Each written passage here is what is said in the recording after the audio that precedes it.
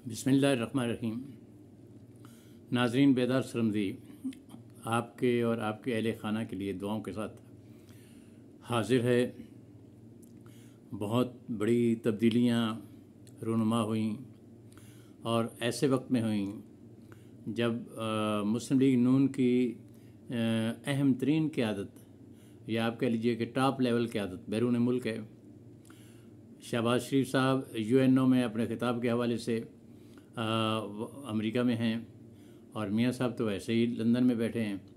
तो इन हालात में मुल्क के अंदर बहुत कुछ बदल रहा है और सबसे अहम आज वाक़या जिसका मैंने बहुत पहले इशारा कर दिया था, कुछ दिन पहले मैंने दो तारीख़ी लीडरों और उनके इंतहाई ज़हीन वोकला के किरदार के हवाले से बात की थी।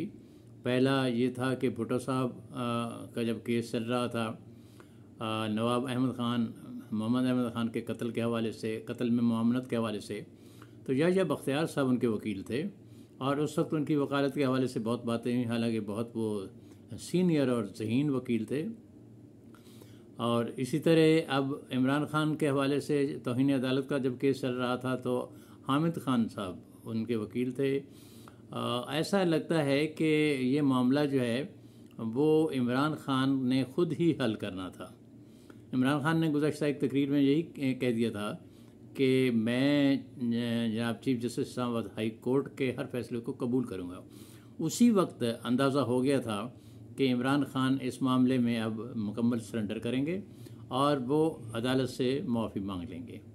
चुनांचे अदालत ज़ाहिर है जब माफ़ी मांग ली जाएगी तो अदालत जो है वो उसका रवैया ज़ाहिर है बिल्कुल नरम हो जाएगा, क्योंकि जब एक शख्स अदालत के सामने अपने आप को सरेंडर कर देता है तो उसका हमेशा मुस्बत नतीजा ही सामने आता है।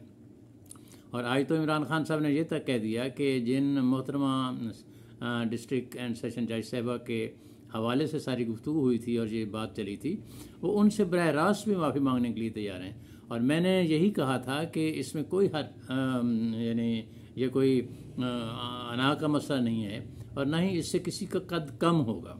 मैं अपने तमाम सियासी कायदीन से यही कहता रहा हूँ कि जब वो असूल के साथ चलेंगे, जब वो गेम के सारे रूल्स को अपनाएंगे, तो उसमें अगर कोई किसी मोड़ पे सबमिट करता है तो आवाम की नज़रों में उसका मुकाम बुलंद होगा। ऐसे ही जैसे कोई जुर्म करके अगर एक शख्स सच बोलता है तो लामहला उसके लिए हमदर्दी के जज्बात उभर आते हैं और अक्सर ऐसा होता है कि उसको सच का फ़ायदा ही होता है हमेशा।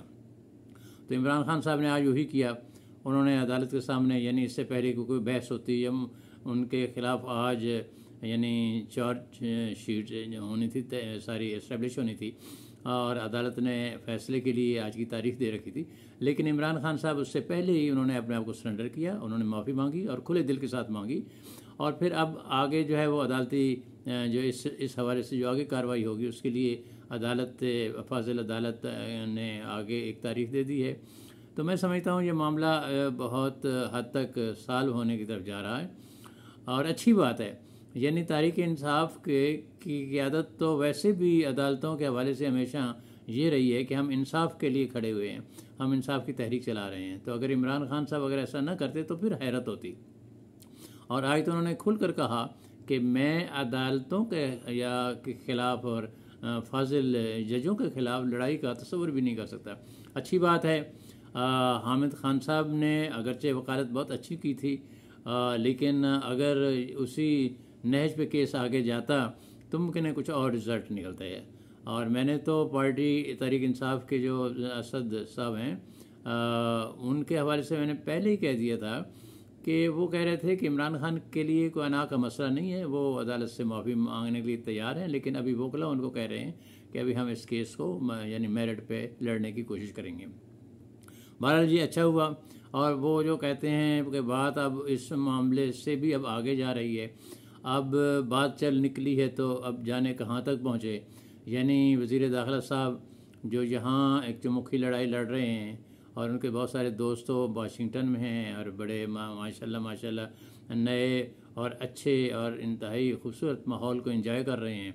और राना साहब जो हैं यहाँ सूरत हाल का सामना करने के लिए बैठे हैं। आज तो एक सऊदी यानी तकरीब में जो सऊदी अरब के यानी जो उनका कौमी दिन है उनके हवाले से लोगों ने उनको तलवार का डांस करते भी देखा, यानी वो उनका रवायती एक रक़्स है, तो वो भी उसमें शरीक हुए।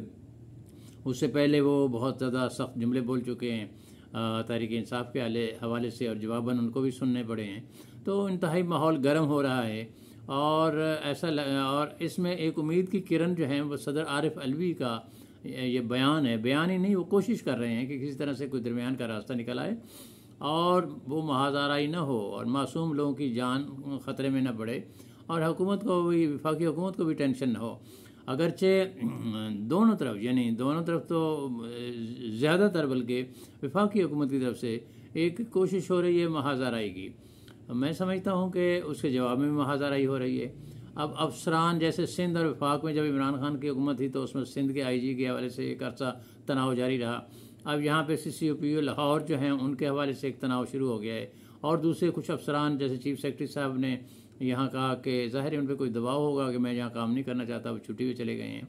तो ये एक तनाव जो है अब आगे बढ़ के अमलन जो है वो टकराव की तरफ बढ़ रहा है, और ये टकराव जो है अगर हो गया तो ये किसी तरह भी मुल्क कौम के मफाद में नहीं होगा। आधे यानी 1/3 जो है वो डूबा हुआ है मुल्क। यहाँ मैं ये कहना चाह रहा हूँ कि इन लोगों को, यानी हमारे सियासतदानों को ये भी ख्याल नहीं आ रहा कि बाहर की ताकतें किस तरह अपने मफादात के लिए हमारे साथ यानी जिसे कहते हैं खेल रही हैं। मसलन अब वो अमेरिका, यानी अमेरिकी सदर, जिन्होंने पहले तो कभी पूछा नहीं है, और अब वो ऐलान कर रहे हैं कि जनाब पाकिस्तान सैलाब में डूबा हुआ है और पूरी दुनिया मदद करे। तो मदद जो है ज़ुबानी कलामी तो नहीं होती, मदद अगर करनी है तो वो बड़े, यानी सदर जो बाइडन बहुत मौसर हैं अमरीकी सदर, वो बहुत सारे अदारों को इस हवाले से कह सकते थे, लेकिन IMF ने, जो कि उनके ज़ेर असर है, जो कुछ पाकिस्तान के साथ किया है, पाकिस्तान की क़यादत के साथ किया है, और शहबाज शरीफ साहब वज़ीर आज़म जो हैं उन्होंने तो उसका एतराफ़ भी किया कि हम नाक से लकीरें हमसे खिंचवाई गई हैं। तो ये हाल है, पाकिस्तान इस अजीब मुसीबत में है, लेकिन वो अपने इंटरेस्ट को सामने रख के आगे चल रहे हैं। ऐसे हालात में मुल्क के अंदर कशीदगी अगर बहुत ज़्यादा बढ़ेगी तो इसका नुकसान सिर्फ पाकिस्तानी अवाम को होगा, जो पहले ही महंगाई के 2 पार्टों के बीच में बहुत बुरी तरह पिस रहे हैं, और सांस लेना जिनके लिए मुश्किल हो रहा है।